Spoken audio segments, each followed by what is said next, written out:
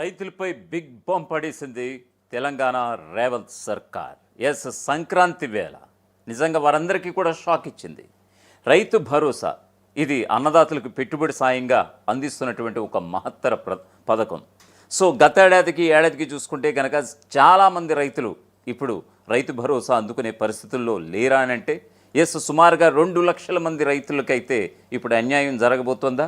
So ఇవన్నీ కూడా ఇది అన్యాయం కాదు, ఎస్ దున్నేవాడికే మేము అంతా న్యాయం చేస్తామని చెప్తున్నటువంటి ప్రభుత్వం ఆ మేరకి సుమారుగా గతంలో 67 లక్షలు ఉంటే ఇప్పుడు కేవలం 65 లక్షలకే పరిమితం చేసింది.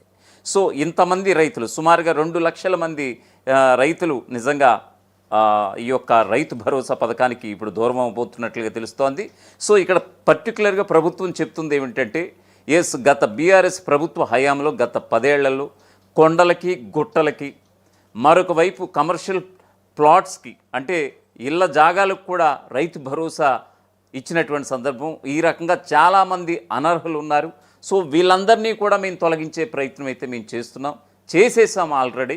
సో మేము ఆల్రెడీ ఇప్పుడు సంక్రాంతికి ఇచ్చేటువంటి రైతు భరోసా కేవలం 65 లక్షల మందికి మాత్రమేనంటూ కూడా ఇప్పుడు గణాంకాలు స్పష్టం చేస్తుండటంతో సుమారుగా గత ఏడాదికి చూసుకుంటే కనుక సుమారుగా 2 లక్షల తేడా కనిపిస్తోంది. సో దీనికి సంబంధించినటువంటి ఒక పూర్తి స్థాయి అప్డేట్ అయితే చూద్దాం. ఎస్, సంక్రాంతి వేళ రైతులకి నిజంగా ఒక బిగ్ షాక్ ఇచ్చిందా రేవంత్ సర్కార్ అంటే ఎస్, ఖచ్చితంగా. దీనికి సంబంధించి రైతు భరోసా పథకంపై రేవంత్ సర్కార్ షాకింగ్ డిసిషన్ తీసుకుంది. ఈ పథకం నిబంధనల్లో మార్పులు చేస్తోంది. అర్హులైన రైతులకు మాత్రమే డబ్బులు అందాలి అనేటువంటి ఒక ఉద్దేశంతో మార్పులు చేస్తూ వస్తున్నారట. అందులో భాగంగా సాగు చేస్తున్నటువంటి భూములకు మాత్రమే ఈ యొక్క రైతు భరోసా ఇవ్వబోతుండగా ఇందుకోసం శాటిలైట్ సర్వే నిర్వహించారట. త్వరలో సంక్రాంతి పండుగ వస్తుండడంతో రైతులకు కానుకిచ్చేందుకు రేవంత్ సర్కార్ రెడీ అయింది. పండుగలోపే రైతు భరోసా డబ్బులు విడుదల చేసేందుకు సిద్ధమవుతోంది. యాసంగి సీజన్ కోసం పెట్టుబడి సాయంగా ఎకరానికి 6,000 రూపాయలు చొప్పున జమ చేయబోతున్నారు. దీంతో రైతు భరోసా డబ్బులు ఎప్పుడు అకౌంట్లో పడతాయా అని రైతులందరూ ఆసక్తిగా ఎదురు చూస్తున్నటువంటి ఈ తరుణాన నిజంగా రేవంత్ సర్కార్ అయితే ఒక షాకింగ్ డిసిషన్ తీసుకుంది. శాటిలైట్ సర్వే ద్వారా దున్నేవాడికి ఈ యొక్క రైతు భరోసా ఇవ్వాలి, అంతేగాని కొండలకి గుట్టలకి అలాగే ఈ యొక్క ఎవరైతే వెంచర్స్ వేసి కమర్షియల్ ప్లాట్స్ కింద పెట్టుకున్నారో వాళ్ళందరికీ కూడా గతంలో వచ్చాయి. కానీ ఇప్పుడు ఆ పరిస్థితి మేము తీసుకోం, ఖచ్చితంగా ప్రక్షాళన చేస్తాం.